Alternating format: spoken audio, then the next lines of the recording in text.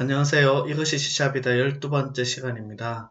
이번 장은 프로그래머의 데이터 관리 고민을 들어줄 배열과 컬렉션 그리고 인덱스를 주제로 삼았습니다. 10장은 배열의 개념에서 시작해서 초기화하는 세 가지 방법, 그 다음에 시스템 어레이 클래스 이런 순서로 해서 2차원 배열과 다차원 배열, 그리고 가변 배열과 컬렉션, 마지막으로 인덱스까지 이렇게 살펴보도록 하겠습니다. 먼저 배열의 핵심 개념을 살펴보도록 하겠습니다. 같은 성격을 띤 다수의 데이터를 한 번에 다루어야 하는 경우 프로그래밍에서는 그런 경우가 흔합니다. 이런 경우 지금까지 배운 변수만으로 해결하려면 번거롭고 귀찮은 단순 반복적인 코드를 많이 작성해야 할지 모릅니다. 그런데 같은 성격을 가진 대표 변수 하나만으로 문제를 해결할 수 있다면 어떨까요? 지금 설명하는 배열이 바로 그런 문제를 해결합니다. 배열에서는 형식은 데이터 형식, 그 다음에 대괄호, 배열 이름, 그리고 new 연산자, 그리고 데이터 형식, 그 다음에 대괄호 내에 이제 용량을 지정하면 됩니다. 여기서 대괄호의 위치를 주목해 보세요. 예를 들어서 용량이 5개인 정수 형식의 배열을 선언하는 코드는 이와 같이 작성할 수 있습니다. 그림으로 표현한다면 이렇게 5개의 인접한 공간을 나타낼 수 있습니다. 배열의 각 요소에 데이터를 저장하거나 요소 안에 있는 데이터를 읽어올 때 배열 이름 뒤에 대괄호를 쓰고 그 안에 이렇게 공간의 순서를 인덱스라고 합니다. 이 인덱스를 0부터 필요한 번호까지를 붙여주시면 됩니다.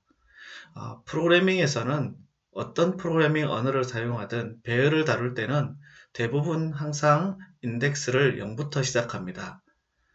배열에 데이터를 담는 코드는 이렇게 작성할 수 있습니다. 이 첫 번째 줄은 이제 배열의 공간을 선언했고요. 두 번째 줄부터 이렇게 인덱스를 지정해서 데이터를 담을 수 있습니다. 그래서 이 코드가 실행이 되면 인덱스 공간에는 이렇게 값이 채워지게 되는 것입니다. 이제 단순히 변수가 아니라 배열을 사용하면 앞서 여러분이 배운 포문이나 포이치문을 이용해서 코드를 훨씬 간결하게 만들 수 있습니다. 학생들의 성적을 차례로 출력하는 이 왼편의 그림을 한번 보세요. 만약에 여러분들이 배열과 포문이나 포이치문을 사용한다면 이렇게 훨씬 간결하게 평균 성적과 전체 성적의 합을 구할 수 있습니다. 그럼 학생들의 점수를 배열 안에 입력한 후 포이치문을 이용해서 점수를 출력하고 평균을 계산하는 프로그램을 한번 살펴보도록 하겠습니다. 자, 이번 데모 예제는 Array Simple이라는 프로젝트이고요.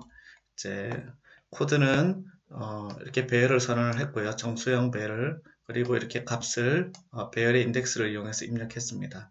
자, 대표적으로 이제 포이치문을 이용해서 각 값의 값을 이렇게 쉽게 출력할 수 있죠. 또 합을 구하고자 할 때도 포이치문을 이용해서 앞서 배운 복합 연산자를 이용하면 쉽게 합을 구할 수 있습니다. 이제 평균을 구하려고 할 때는 전체 합에다가 이렇게 배열의 개수를 나눠주면 되겠죠. 여기서 이 length property가 바로 배열의 크기를 나타내는데 우리가 이제 배열의 개수라고 생각을 하는 것이죠. 출력을 해본다면 이제 간단하게 결과를 확인해 볼 수 있겠습니다. 예, 그래서 첫 번째 포이치문에서 이렇게 입력한 값을 출력해 봤고요. 그리고 썸을 구하고 평균을 구해서 이렇게 값을 출력해 보았습니다. 이제 배열을 초기화하는 세 가지 방법을 알아보겠습니다. 먼저 배열의 크기를 지정하고 컬렉션 초기자를 사용하는 방법입니다. 이렇게 배열명을 지정하고 new 연산자를 데이터 형식과 함께 사용을 하고요. 그 다음에 대괄호 내에 배열의 용량을 이렇게 명시합니다. 그리고 중괄호 내에 배열의 각 원소에 입력할 데이터를 지정합니다. 여기서 이 중괄호 블록 부분을 컬렉션 초기자라고 합니다. 두 번째 방법은 배열의 크기를 지정하지 않고 초기자를 사용하는 방법입니다. 첫 번째 방법과 아주 유사하지만 다른 점은 이 new 연산자와 데이터의 형식, 그 다음에 중괄호, 아닌 대괄호가 옵니다. 대괄호 내에 이렇게 배열의 용량을 생략했다는 점입니다. 마지막 방법은 new 연산자와 형식과 가로, 그 다음에 배열의 용량을 모두 생략한 채 코드 블록 사이에 이렇게 배열의 각 원소에 할당할 데이터를 지정하는 방법입니다.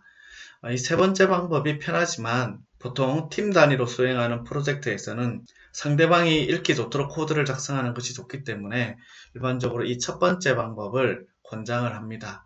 그럼 지금까지 내용을 반영한 간단한 예제를 한번 살펴보도록 하겠습니다. 메인 함수 내에 우리가 필요한 코드를 다 작성을 했고요.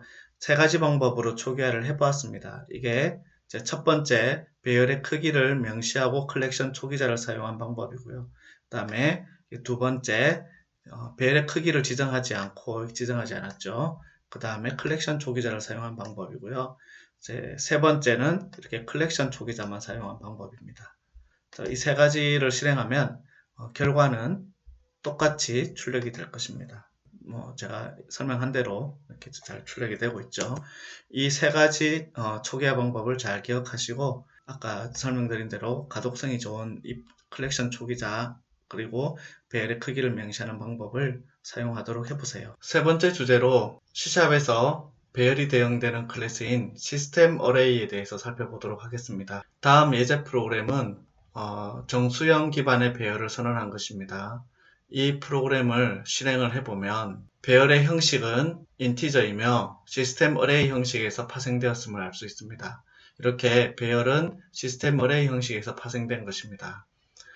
시스템 어레이 클래스의 특성과 메소드를 파악을 해보면 배열의 특성과 메소드를 알 수 있게 됩니다. 시스템 어레이 클래스 자주 사용하는 메소드와 프로퍼티를 살펴보면 정적 메소드 총 이제 8가지가 있습니다. 먼저 4가지 sort와 binary search, index of, 그 다음에 true for all 있습니다. 여기서 sort는 배열을 정렬하는 것이고요. binary search는 이진 탐색, index of는 특정 데이터 인덱스를 반환하는 메소드고요. 그 다음에 true for all은 배열의 모든 요소가 지정한 조건에 부합하는지 여부를 반환하는 것입니다.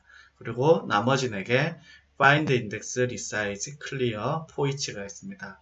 그래서 이 표에 설명이 있는 값들을 보시면 이 각각의 메소드가 무엇을 하는지 알 수 있습니다. 여러분 책에 나와 있으니 한번 살펴보시고요. 그 다음에 이제 인스턴스 메소드가 하나 있고 프로퍼티가 2개 있습니다. 인스턴스 메소드는 getLength를 통해서 배열에서 지정한 차원의 길이를 알 수가 있고요. length와 rank는 각각 길이를 반환하거나 차원을 반환하는 프로퍼티입니다. 여기서 t라고 표시되어 있는 메소드들은 이 t는 형식 매개 변수를 의미하는데 요거는 뒤에 우리가 일반화 프로그래밍을 배울 때 이 부분에 대해서 추가적으로 설명을 할 것입니다. 그러면 어레이 클래스의 메소드와 프로퍼티를 활용하는 예제를 하나 살펴보도록 하겠습니다. 모은 어레이라고 하는 프로젝트에서 조금 전에 시스템 어레이 클래스의 다양한 메소드와 프로퍼티를 한번 사용해 보았습니다. 코드는 이렇게 체크 패스드라고 하는 정적 메소드 하나와 그 다음에 프린트라고 하는 정적 메소드, 그 다음에 이제 메인 메소드를 가지고 구현을 했고요. 이 메인 메소드 이제 내부에서 조금 전에 설명했던 이제 8가지 정적 메소드와 인스턴스 메소드, 프로퍼티를 사용해 보도록 노력을 했습니다. 그래서 여기 보면 sort, for each, 그 다음에 binary search, index of 뭐 이런 걸 사용을 했고요. true for all 메소드를 이용해서 배열과 함께 조건을 검사하는 그런 이제 코드를 사용을 했습니다. 여기서 이제 조건을 검사하는 거를 체크드 패스트라고 하는 아까 메소드를 함께 매개 변수로 받도록 했습니다. 그 다음에 이제 find index를 이용해서 메소드의 특정 조건에 부합하는 이제 메소드를 매개 변수로 받도록 했습니다. 여기서는 이제 익명 메소드로 구현을 했거든요. 근데 이 이제 익명 메소드는 뒤에 우리가 따로 배울 거니까 우선은 이제 익명 메소드라는 걸 사용해서 구현을 했다라는 정도만 알고 계시면 되겠고요. 그 다음에 이렇게 resize를 이용해서 배열의 용량을 10으로 재조정을 했습니다. 그 다음에 이 for each, 이제 for each 메소드에서는 또 여러분이 보지 못하던 이런 액션 대리자 같은 게 나왔는데, 액션 대리자도 14장에서 다시 설명합니다. 우선 여기서는 배열의 모든 요소에 대해서 이제 동일한 작업을 수행하도록 포이치문을 사용했다라고 이렇게 확인하시면 되겠습니다. 그래서 한번 실행을 해보도록 하겠습니다. 그래서 출력된 결과를 이제 보시면 이제 조금 전에 작성했던 코드가 의도했던 것을 확인하실 수 있습니다.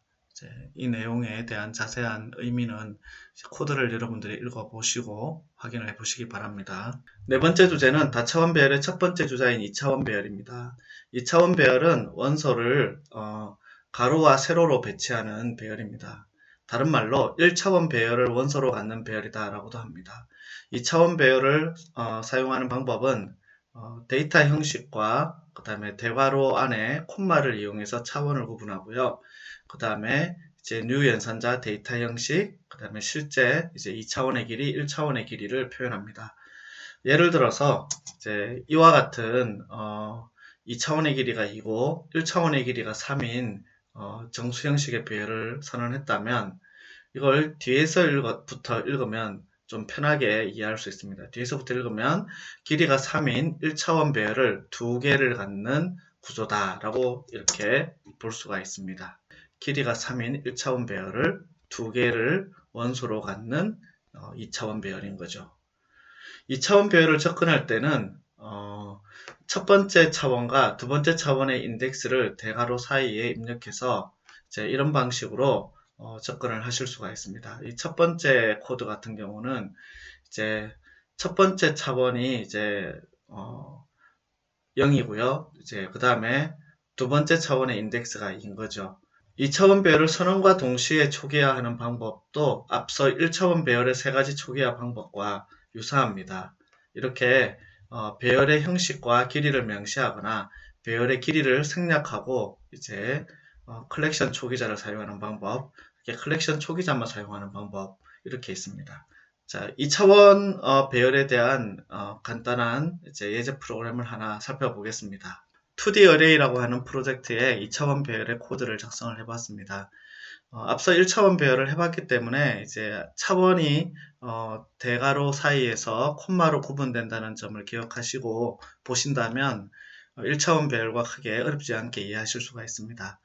컬렉션 초기자 내에 초기화하는 방법을 첫 번째 방법으로 이렇게 크기를 지정하고 초기화하는 방법, 크기를 지정하지 않고 뉴 연산자를 지정해서 초기화하는 방법, 세 번째는 이제 아예 뉴 연산자 없이 컬렉션 초기자만 사용하는 방법으로 코드를 작성을 했고요. 2차원 배열이기 때문에 이제 2차원 배열의 각 원소를 순회하면서 출력하려면 이렇게 이중 포문을 이렇게 사용하면 편하게 데이터를 탐색하실 수가 있습니다. 출력은 해보시면 여러분들이 이제 생각한 대로 이제 각각의 원소들을 하나씩 출력하게 될 것입니다. 네, 이렇게 각각 세 가지 초기화 방법을 이용해서 2차원 배열을 초기화하고 출력을 했을 때 똑같은 결과를 확인하실 수가 있습니다. 앞서 1차원 배열에서 얘기한 것처럼 가독성이 좀 더 좋은 방법으로 이렇게 2차원 배열을 선언하는 것이 좋겠습니다. 조금 전에 설명한 2차원 배열은 이 다차원 배열의 한 종류입니다.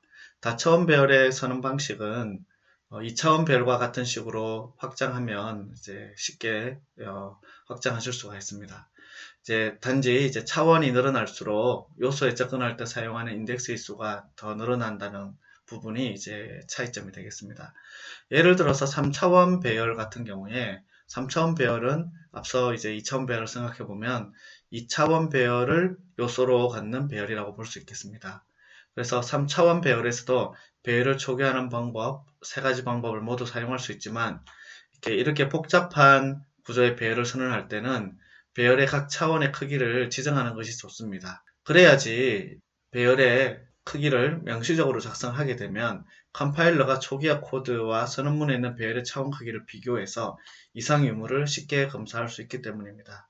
3차원 이상의 배열은 실제 시각화도 쉽지 않고 코드의 복잡성을 높이기 때문에 정말 필요한 경우가 아니면 사용하지 않는 것이 좋겠습니다. 이렇게 3차원 배열을 선언할 때는 앞서 이제 설명한 것처럼 대괄호 내에 차원을 구분하는 콤마를 사용을 하고요. 명시적으로 크기를 지정해서 컬렉션 초기자에서 초기화하는 방법이 권장됩니다. 3차원 예제 프로그램 같은 경우는 이제 여러분들에게 숙제로 남기겠습니다. 책에 있는 예제를 직접 입력하고 한번 동작하는 과정을 머릿속에 그려보세요. 이번에 살펴볼 가변 배열은 진정한 의미의 이제 배열을 요소로 갖는 다차원 배열이라고 생각합니다. 가변 배열은 다양한 길이의 배열을 요소로 가질 수 있기 때문에 실제 이제 우리가 다차원 배열을 얘기할 때 보다 원론적으로 다차원 배열에 가깝다라고 볼 수 있습니다. 가변 배열은 배열을 요소로 접근할 수 있는 그런 특징 때문에 이제 앞서 다차원 배열을 선언한 방법하고 다르게 선언합니다. 선언하는 형식은 2차원 배열과 비슷하게 닮았지만 이제 조금 다르죠. 2차원 배열은 대괄호 하나에 첨자를 이제 뭐 두 개, 세 개 이렇게 사용한 반면에 가변 배열은 이제 이렇게 대괄호 자체를 이제 이렇게 두 개를 사용해서 선언을 합니다.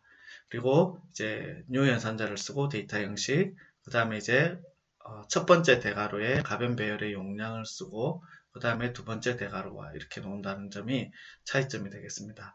예를 들어서 용량이 3개인 제액트 배열을 선언한 다음에 제액트의 각 요소의 크기가 각 다른 배열을 이런 식으로 선언할 수 있습니다.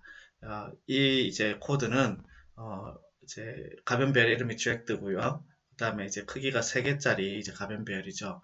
그리고 이제 각각의 요소는 요소마다 원소의 개수가 달라서 크기가 다른 것을 알 수가 있습니다. 그리고 가변 배열도 이렇게 선언과 동시에 초기화할 수 있습니다.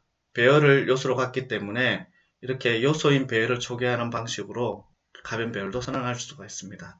데모 예제 프로그램을 이용해서 전체 코드를 한번 살펴보도록 하겠습니다. checked array라고 하는 간단한 프로젝트고요. 이제 여기 코드는 메인 함수 내에만 작성을 했습니다. 첫 번째 이제 이 checked 가변 배열은 먼저 checked 가변 배열을 생성한 다음에 이제 각각의 원소를 이렇게 초기화를 했고요. 맨 밑에 내리면 이제 두 번째 checked2라고 하는 가변 배열은 선언과 동시에 이렇게 초기화를 했습니다. 그래서 가변 배열도 마찬가지로 각각의 원소를 접근할 때 이제 이중 포문이나 아니면 지금처럼 이중 포이치문을 이용하면 안에 요소들을 순차적으로 탐색하는 데 어려움이 없습니다. 결과를 한번 보도록 하겠습니다. 이제 각각의 원소를 초기화를 했고요. 각각의 이제 원소에 대한 값들을 선언하고 초기화한 것, 그 다음에 이제 선언과 동시에 초기화한 각 요소들을 탐색을 해보고 출력을 했습니다. 앞서 이제 우리가 다차원 배열과 비교해서 가변 배열을 한번 여러분들이 이제 실제 응용을 해보시면 다양한 효과를 또 확인하실 수 있으실 겁니다. 7번째로 설명하는 주제인 컬렉션은 같은 성격을 띠는 데이터의 모음을 담은 자료 구조입니다. 앞서 배운 배열도 지금부터 설명하는 컬렉션 자료 구조의 일부라고 보시면 됩니다. .NET 프레임워크의 시스템 어레이 클래스를 확인해 보면 이렇게 iCollection 인터페이스를 상속하고 있는 걸 확인할 수 있습니다. .NET 프레임워크에서는 이렇게 배열 외에도 제공하는 대표적인 4가지 컬렉션 클래스가 있는데 각각 어레이 리스트, 그 다음에 대기열이라고 하는 q, 스택, 해시 테이블이 있습니다. 먼저 배열과 가장 많이 닮은 어레이 리스트를 살펴보도록 하겠습니다. 컬렉션 요소를 접근할 때는 배열처럼 이제 이 대괄호 연산자를 사용해서 특정 위치의 요소의 데이터를 임의로 할당할 수 있습니다. 물론 특정 위치의 요소의 데이터를 읽어올 수도 있습니다. 컬렉션은 이제 배열과 달리 이렇게 미리 크기를 지정할 필요도 없고요. 필요에 따라서 크기를 쉽게 늘리거나 줄일 수가 있습니다. 어레이 리스트의 대표적인 메소드는 add와 remove, 그 다음에 insert 3가지입니다. 이제 대략 이 용어만 봐도 어떤 작업을 하는지 아마 상상이 갈 것 같습니다. add는 컬렉션의 가장 마지막에 있는 요소에 이제 그 뒤에다가 새 요소를 추가하고요. remove s는 여기에 지정한 인덱스를 가지고 해당 인덱스의 요소를 제거합니다. insert는 원하는 위치와 값을 매개 변수로 사용하면 그 위치에 새 요소를 삽입할 수 있습니다. 자, 예를 들어서 이제 리스트라고 하는 어레이 리스트를 만들어서 이제 데이터를 이렇게 추가를 하실 수 있고요. add 메소드를 호출해서 또 삽입할 때는 이렇게 이제 insert라는 메소드를 이용해서 1번 인덱스에 이렇게 25라는 값을 삽입할 수 있고요. remove s를 이용하면 특정 1번 인덱스에 뭐 값을 삭제한다. 이 경우는 이제 1번 인덱스가 20이니까 이제 20이 삭제되겠죠. 인덱스는 다 0에서 시작된다고 생각하시면 됩니다. 그러면 이제 using list라고 하는 예제 프로그램을 한번 살펴보도록 하겠습니다. 자, 이 using list 프로젝트는 이제 메인 함수 내에서 작성을 했고요. 이렇게 array list의 이제 형식으로 list라고 하는 이름의 이제 컬렉션을 만들었습니다. 그래서 이렇게 포문으로 add 메소드를 호출해서 값을 집어넣고 있죠. 여기 for 문에서는 값을 순회하면서 출력을 하고 있고요. 여기 remove에서는 이제 index 2번에 해당되는 값을 제거하고 있고, 그 다음에 제거한 뒤에 출력을 해보고 있습니다. 그 다음에 이번에는 아까 제거했던 인덱스 2번에 새로운 값을 할당을 했고요. insert라고 하는 메소드를 호출해서 다시 출력을 해봤습니다. 그래서 앞서 제거하고 출력하고 하면 여기서 출력해서는 다시 원래에 이렇게 넣었던 값대로 출력이 되겠죠. 그리고 다시 이제 추가적으로 이제 A, B, C와 D, F라고 하는 문자열을 두 개를 이제 컬렉션에 추가를 했고요. 어레이 리스트에 추가를 했고요. 그 다음에 다시 출력을 하면 이 두 개가 추가된 값까지 포함해서 출력이 되겠죠. 그래서 결과는 이렇게 되는 것입니다. 두 번째로 살펴볼 Q는 대기열이라고 부릅니다. 이 Q는 데이터를 차례대로 이렇게 입력했다가 입력된 순서대로 하나씩 꺼내서 처리할 때 유용합니다. 예를 들어서 CPU가 처리할 작업을 정리할 때 또는 프린터가 여러 문서를 출력할 때나 인터넷 동영상 스트리밍 서비스에서 콘텐츠를 버퍼링할 때 이럴 때 이제 이 Q가 이제 사용이 됩니다. Q는 입력은 맨 끝에서만 이루어지고요. 출력은 앞에서만 이루어지죠.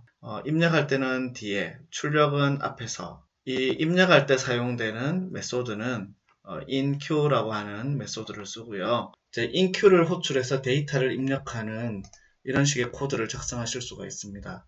이 코드는 그림으로 보면은 이렇게 호출할 때마다 Q의 맨 끝에 값을 추가해 넣는 구조가 되겠습니다. inQ에서 데이터를 꺼낼 때는 이제 dequ라고 하는 메소드를 이용합니다. 자, 예를 들어 deq 메소드를 호출해서 데이터를 출력하는 이런 코드는 그림으로 표현한다면 맨 앞에 있는 것부터 하나씩 이렇게 출력해내는 형식이 되겠습니다. 그러면 이 전체 예제를 using Q라고 하는 프로젝트를 통해서 살펴보도록 하겠습니다. using Q라고 하는 이 프로젝트에서 간단하게 대기열 코드를 작성했습니다. 이렇게 Q라고 하는 컬렉션을 만들고요. 대기열이죠, Q. 그 다음에 inQ를 호출해서 5개의 데이터를 입력하고 while문을 통해서 앞에서부터 하나씩 출력을 했습니다. 이렇게 입력한 순서대로 1, 2, 3, 4, 5가 출력이 되겠죠. 앞에서부터 출력을 하니까 결과를 확인해 보겠습니다. 정확하게 잘 출력이 됐습니다. 컬렉션의 세 번째인 스택을 살펴볼 차례입니다. 스택은 먼저 들어온 데이터가 나중에 출력되고, 즉 first in, last out, 나중에 들어온 데이터는 먼저 출력되는 자료 구조입니다. last in, first out 하는 컬렉션이란 것입니다. 이 그림에서 보듯이 이제 데이터를 입력할 때는 push 메소드를 호출하면 되고요. 그 다음에 데이터를 출력할 때는 pop 메소드를 호출하면 됩니다. 그래서 push를 입력하면 이제 뒤에다가 값을 입력하게 되고요. 그 다음에 이제 pop을 이제 호출하게 되면 이렇게 맨 마지막에 있는 데이터부터 출력하게 됩니다. 가장 먼저 입력한 데이터가 나중에 출력이 되고 가장 나중에 입력한 데이터가 가장 먼저 출력이 되는 그런 구조를 스택이라고 합니다. 예를 들어서 이제 이런 스택을 코드로 작성한다면 이렇게 스택 이라는 이제 임의의 이름으로 이제 인스턴스를 생성하고 이렇게 push라는 메소드를 이용해서 데이터를 집어넣고요. 그 다음에 출력하고 싶을 때는 pop이라는 메소드를 호출하면 이제 출력이 되겠죠. 세 개의 값을 입력을 했으니까 팝을 하게 되면 이제 데이터는 두 개가 남겠죠. 이제 위 코드에서 비교해 보면 팝을 했을 때는 3이 출력될 거고요. 그 다음에 남은 데이터는 최상위 데이터는 2가 되는 것입니다. 자, 그러면 스택에 대한 예제를 하나 살펴보도록 하겠습니다. 아주 간단한 유징 스택이란 프로젝트를 만들고요. 코드도 조금 전에 설명한 그런 단순한 코드입니다. 자, 그래서 스택이라고 하는 컬렉션을 만들고요. 이렇게 스택이라고 하는 형식이죠.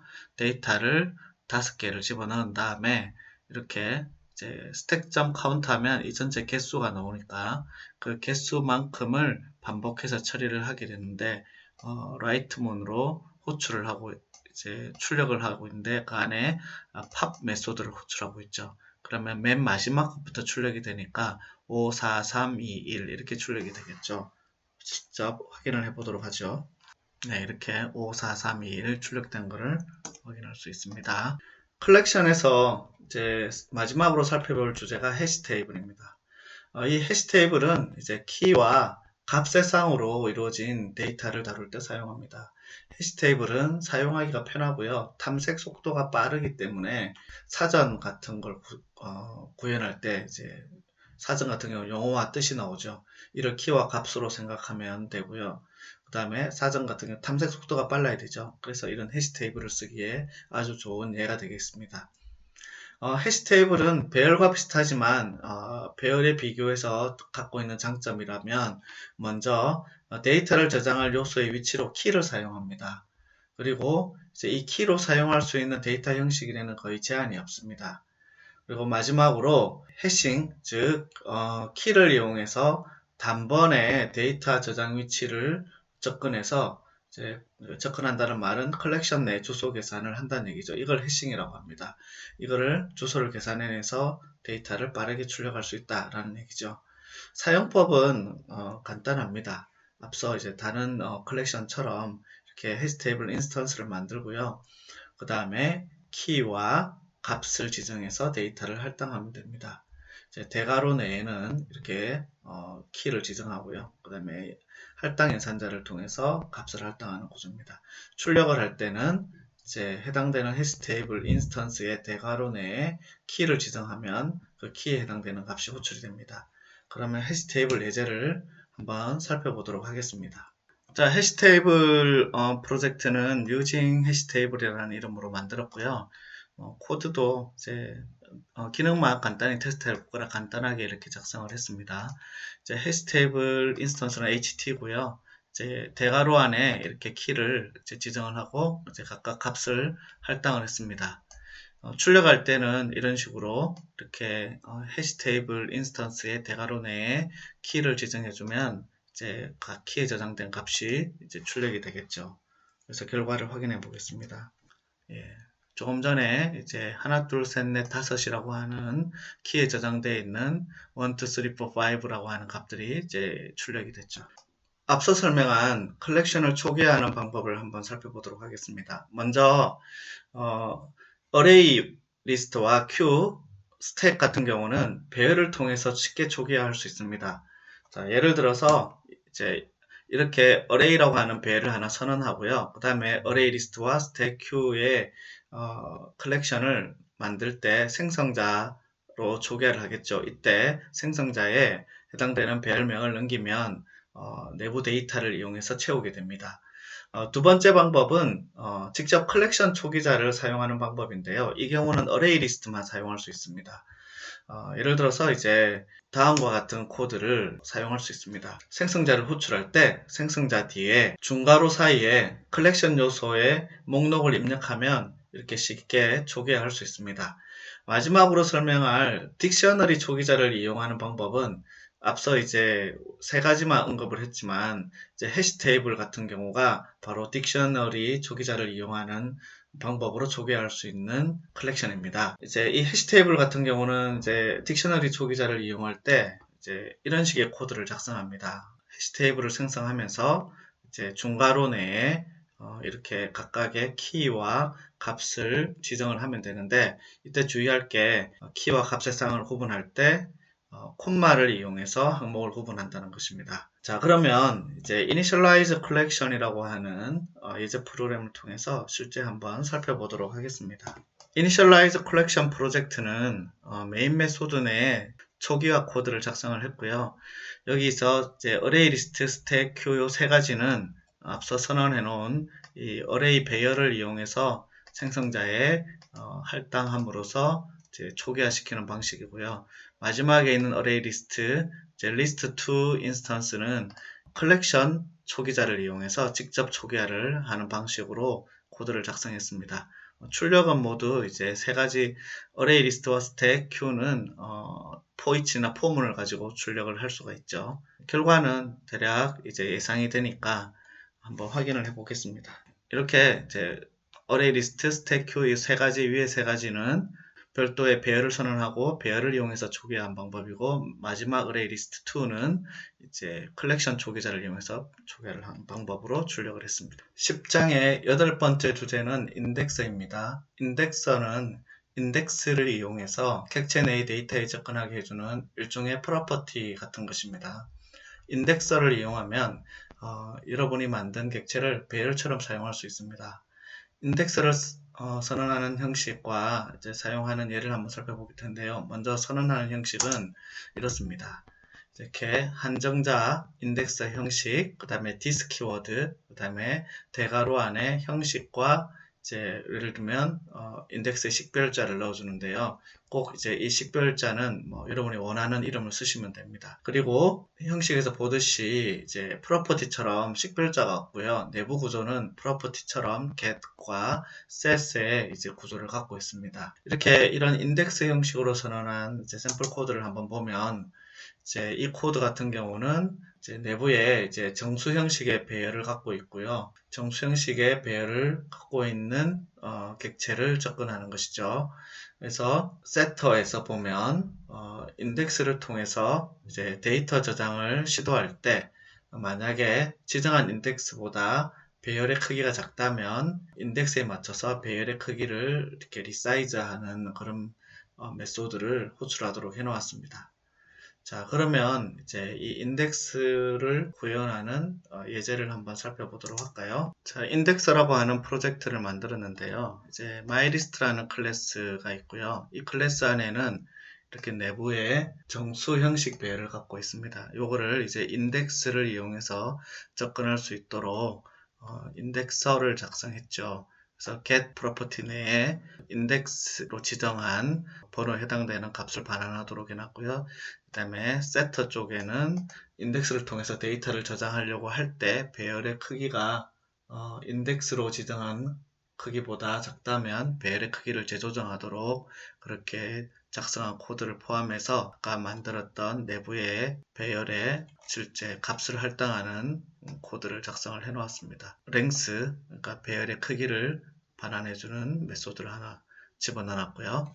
그럼 메인 앱 클래스에서 MyList 클래스 인스턴스를 만들고 이제 이 객체를 마치 배열처럼 접근하기 위해서 이렇게 포문으로 이렇게 접근하고 있습니다. 그러면 객체지만 배열을 다루듯이 인덱스를 통해서 데이터를 이렇게 입력할 수 있고요. 또 이렇게 포문을 이용하면 데이터를 얻을 때도 인덱스를 이용해서 데이터를 얻을 수가 있습니다. 내가 작성한 이 MyList 클래스를 인덱스로 이렇게 데이터를 입력하고 출력하는 코드가 잘 동작하는지 확인해 보도록 하겠습니다. 크기가 리사이즈 됐죠. Array resized 4, 5 이렇게 호출되면서 값이 이렇게 출력되도록 만들었습니다. 첫 번째 이제 우리가 배열을 초기화할 때 크기를 3으로 했기 때문에 여기서 입력할 때 5개를 입력했기 때문에 배열의 크기가 이제 3을 넘어가는 경우에 각각 리사이즈가 되는 이 세터 메소드의 if 문이 호출이 된 것이죠. 이제 10장의 마지막 주제인 포이치가 가능한 객체 만들기입니다. 반복 처리할 때 포문을 이용한 코드에 비해서 포이치문을 이용한 코드는 쓰기에도 좋고 읽기에도 좋습니다. 하지만 포이치문을 사용할 수 있는 형식에는 제한이 있습니다. 즉 배열이나 리스트 같은 컬렉션에서만 사용할 수 있다는 것입니다. 만약에 우리가 작성한 커스텀 객체를 포이치문으로 탐색할 수 있다면 얼마나 좋겠습니까? 근데 우리가 작성한 이 커스텀 객체를 특별한 조치가 없다면 바로 포이치문에서 사용할 수가 없습니다. 그래서 포이치문에서 요구하는 약속을 지켜야 하는데요. 포이치문이 요구하는 약속이 뭐냐면 우리가 만든 커스텀 객체가 IEnumerable, 그 다음에 IEnumerate를 상속하도록 하는 것입니다. 그래서 이 두 가지를 상속한 형식만 지원하기 때문에 우리가 작성한 커스텀 객체는 이 두 가지를 상속한 객체여야 합니다. IEnumerable 인터페이스의 이제 메소드는 IEnumerate 형식의 객체를 반환하는 getEnumerate 뿐입니다.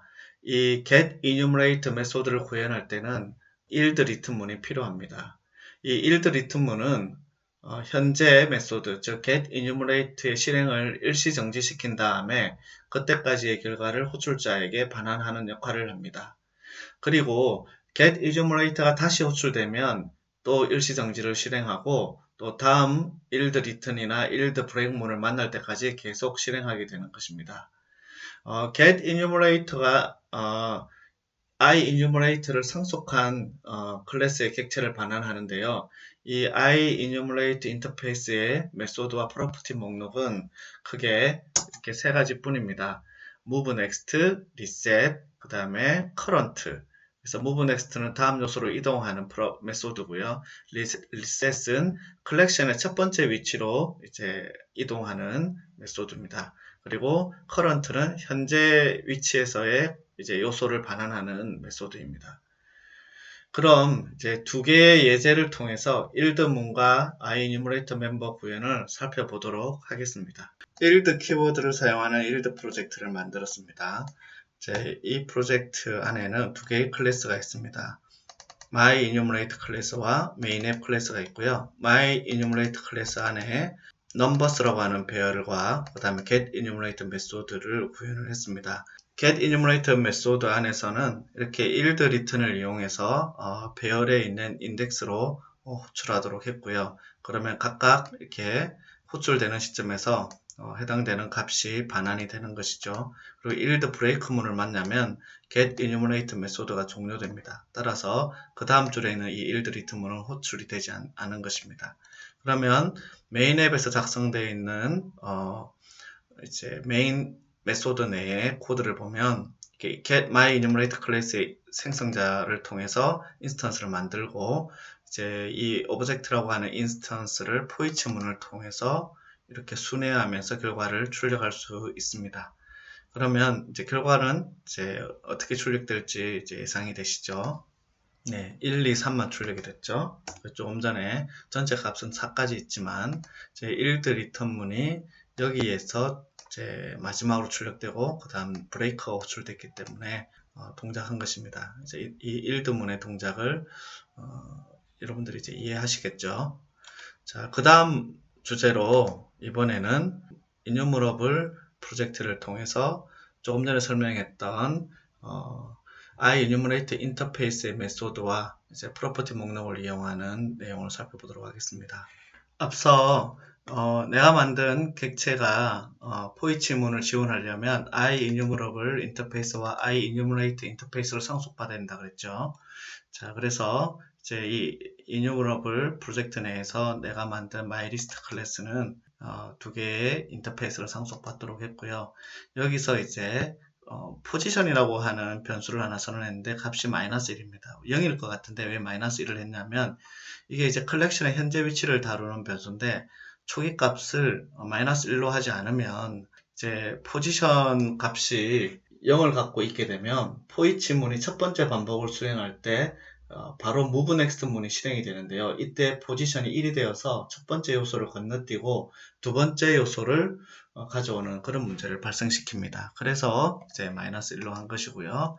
그 다음에 이제 MyList 이제 생성자 안에 배열을 초기화하면서 이제 생성했고요. 그 다음에 앞서 배웠던 인덱서도 이렇게 하나 선언을 했습니다. 그래서 MyList라고 하는 내가 만든 클래스는 인덱서가 들어가 있고 그 다음에 이제 내부적으로 정수형 배열이 들어가 있는 이제 객체입니다. getEnumerator를 호출하게 되면 IEnumerate 인터페이스를 상속하는 클래스의 객체를 반환해야 되니까 각각에 대해서 여기 보면은 현재 커런트 포지션에 대해서 iEnumerato로부터 상속받은 커런트 프로퍼티를 구현을 했고요. 현재 위치를 반환하도록 구현을 했고, 그 다음에 move next 메소드를 구현을 해서 다음 위치로 이동하도록 그렇게 만들었습니다. 이렇게 만들고, 그 다음에 이제 위치를 이동하는 거죠. 하나 증가시키면 이동하는 것이죠. 현재 위치를 이동하고 이제 리턴문을 통해서 참인지 거짓인지 다음 위치가 있는지 없는지를 확인하는 거죠. 그 다음에 리셋 메소드를 또 구현을 해서 포지션을 원래대로 돌립니다. 그리고 이제 원래 iEnumerable의 멤버인 이제 getEnumerate 메소드를 여기서 이제 포문 내 yield 리턴문으로 구현을 해서 이제 포이치문을 가지고 호출할 때마다 이렇게 내가 지정한 배열이 값들을 호출할 수 있도록 그렇게 만들었습니다. 자, 메인 앱은 간단합니다. 이렇게 해서 내가 만든 클래스의 커스텀 객체를 만들고요. 이제 포문이나 이렇게 포이치문에서 이렇게 다룰 수 있도록 한 것입니다. 자, 이걸 가능하게 한 거는 조금 전에 이렇게 상속을 받고 그 다음에 여기 필요한 내부 인터페이스 메소드와 이제 프로퍼티를 다 구현했기 때문에 가능한 것입니다. 이제 실행을 해보면 이제 이 커스텀 객체가 실행이 되겠죠. 앞서 이제 우리가 인덱스 할 때 이제처럼 결과는 똑같지만 이제 이렇게 유사한 결과를 낼 수가 있습니다. 자, 이상으로 10장 컬렉션에 대해서 살펴보았습니다. 다음 시간에는 11장 일반화 프로그래밍을 살펴보겠습니다. 책 내용을 꼭 먼저 읽어보시고 이 책에서 다루는 예제도 직접 입력하면서 강의 내용을 되새겨 보세요. 감사합니다.